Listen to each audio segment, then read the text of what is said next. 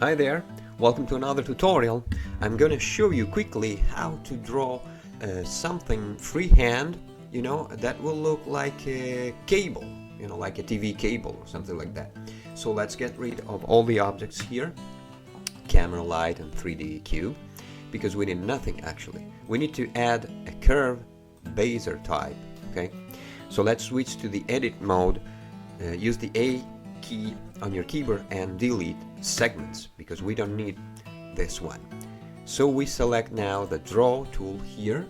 Let's switch to the Z axis and start drawing something freehand, like a curly cable, something like this.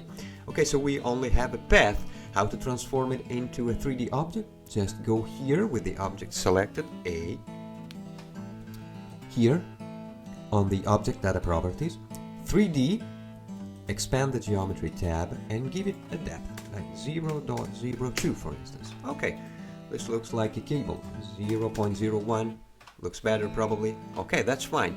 That's not all actually, so let's select actually the transform tool, and what you can do is something like if you're working on a vector image on Adobe Illustrator.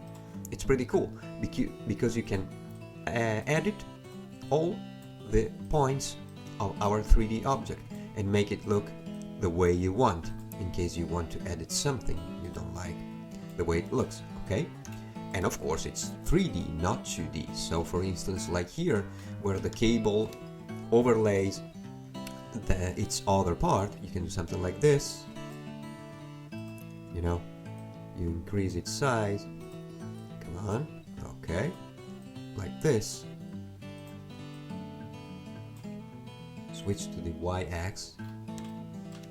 Alright, perfect. Something like this. So it overlays that other part and doesn't go through. Here. Okay. Whatever you want to do, okay? So go back to the object mode and we have our 3D object. We can paint it, we can do whatever we want like any other 3D model. So that's all. Thanks for watching and see you on the next video.